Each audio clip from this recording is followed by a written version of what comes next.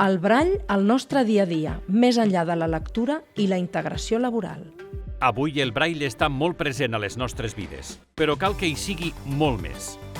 A tots els ascensors, però també als intèrfons. Els intèrfons no tenen brall. Com sé jo on està el tercer quarta? La majoria de medicaments porten el nom en braille, però hi ha molts productes perillosos que no.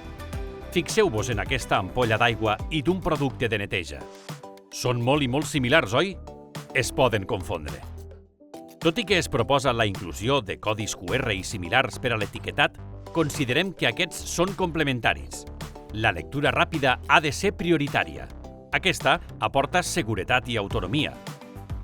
Hi ha contes inclusius amb brall, tinta i textures i colors que serveixen perquè els nens amb discapacitat visual els gaudeixin i també perquè els pares i mares amb discapacitat visual els puguem llegir als nostres fills encara que ells hi vegin, però n'hi ha pocs, massa pocs. Hi ha jocs de cartes o de taula que permeten que les persones cegues i les que hi veuen juguin juntes, però també hi ha poca oferta. En alguns museus i monuments tenim materials accessibles que inclouen cartells o materials i mòduls tàctils en braille, però igualment són encara molt pocs. És important que els museus tinguin peces tàctils i molta informació en braille. Esperem que la celebració dels 200 anys de la creació d'aquest codi de lectura que ens permet accedir a la informació i la cultura serveixi perquè la seva presència sigui més viva.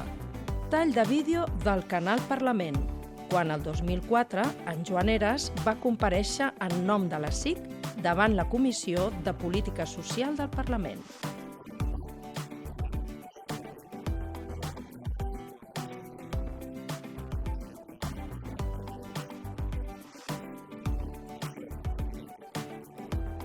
El Codi d'Accessibilitat, aprovat l'any 2024, preveu moltes aplicacions del braille que cal implementar en el futur.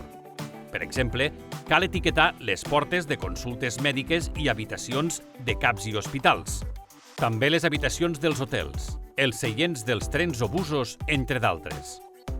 Demanem que les nostres institucions reconeguin la gran aportació que va fer Louis Braille i li dediquen un carrer, una biblioteca, un centre educatiu als municipis on no ho hagin fet encara.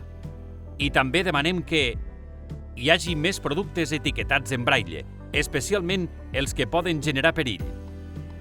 Es consolidi la informació en braille en les baranes de les estacions de metro i de tren i a les parades d'autobús. Que les biblioteques disposin d'un petit fons de llibres en braille i de contes en braille i tinta.